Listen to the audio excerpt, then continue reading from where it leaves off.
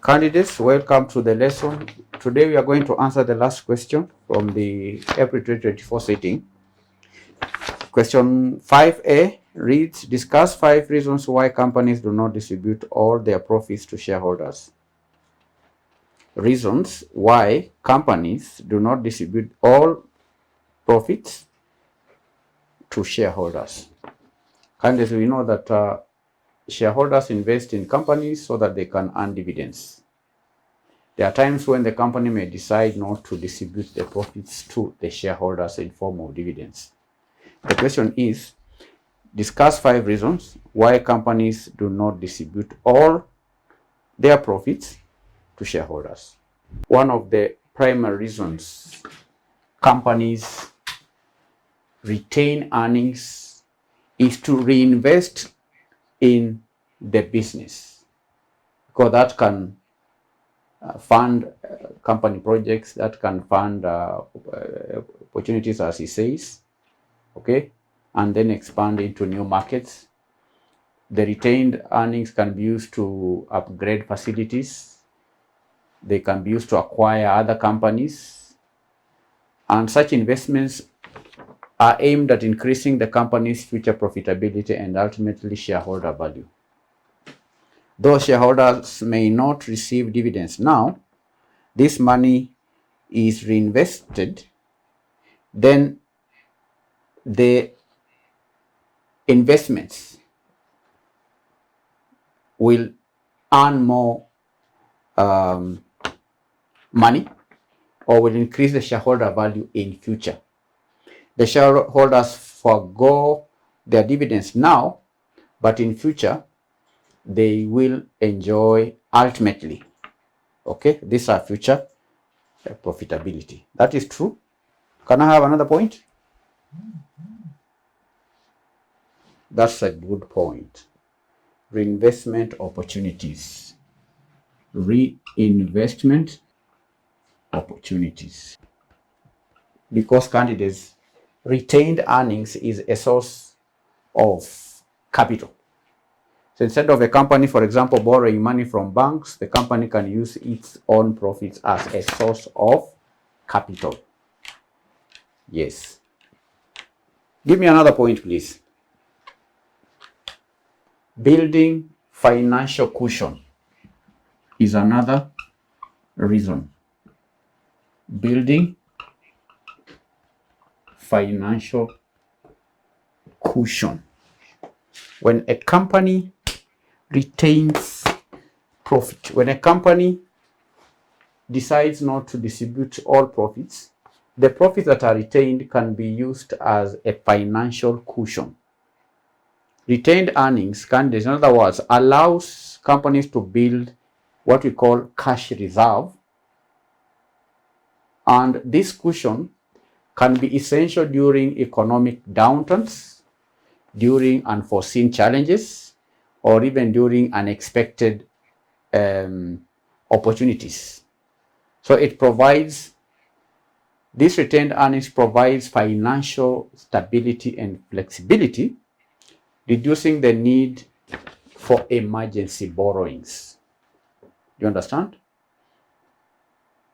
Businesses may be faced with unforeseen challenges, like economic downturns. When the economy slumps,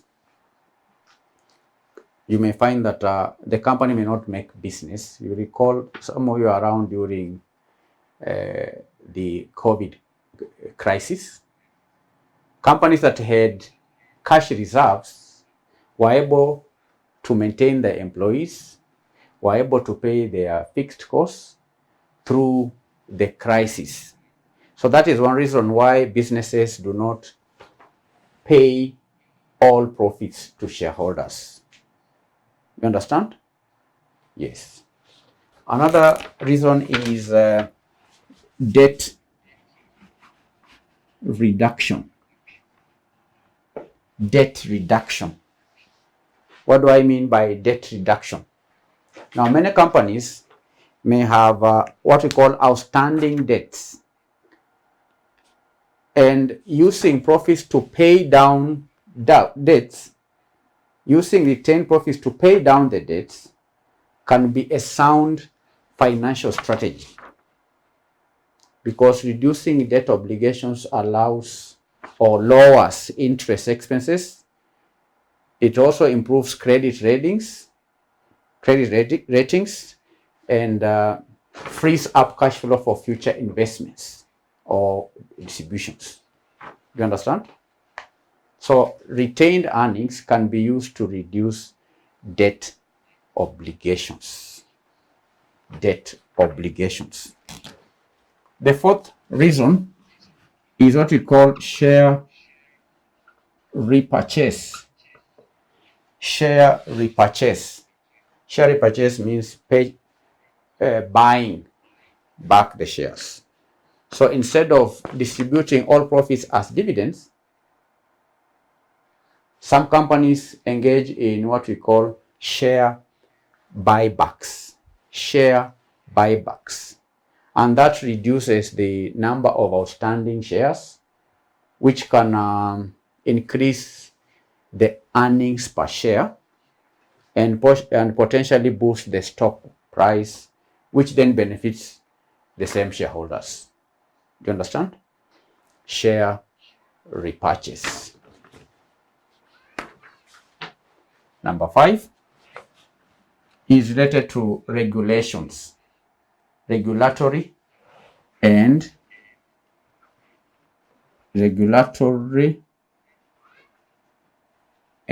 tax considerations. Companies may not distribute all profits because of regulatory and tax considerations. In some countries or jurisdictions, there might be legal restrictions on the amount of profits a company can distribute.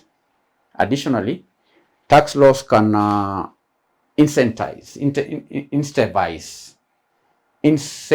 They can what we call incentivize. Tax laws can incentivize companies to retain earnings because dividends are often taxed at a higher rate than capital gains, which shareholders realize when the stock price increases. Do you understand? Capital gain happens when the value of share, the market price of share goes up. You understand? You understand, candidates? Tax laws can give an incentive to companies to retain earnings, because when dividends are paid, there is a tax on that payment of dividends. There may be a higher rate that is applied on the dividends that are paid. So instead of paying, the money can be retained so that the shareholders gain through stock price increases. So that is another reason.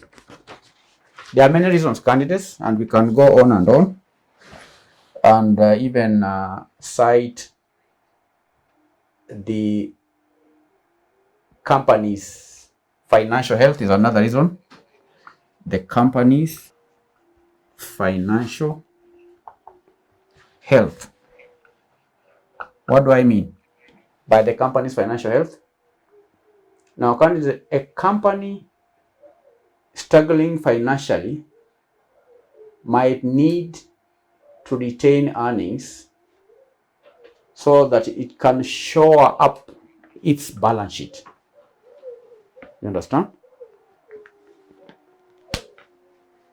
Because when retained earnings, candidates, the retained earnings forms part of equity. So that shores up the balance sheet. You understand? So the equity of the company is kind of increased. There's also the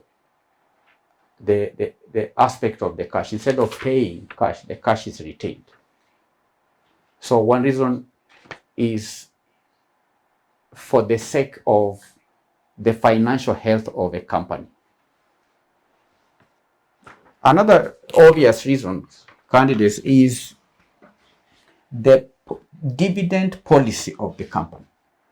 The company's dividend policy can be a reason for companies not to distribute profits. The company's dividend policy.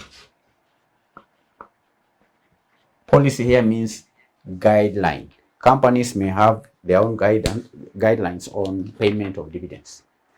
So some companies have a long-standing history of paying consistent dividends, while others prioritize growth and might distribute less profit so that the company has retained earnings for reinvestment. So the company's dividend policy determines if companies will distribute all profits to shareholders or not. Is that clear? So these are how many reasons? Reinvestment opportunities, number one. Building financial cushion, debt reduction, share repurchase, regulatory and tax considerations, the company's financial health, and company's dividend policy.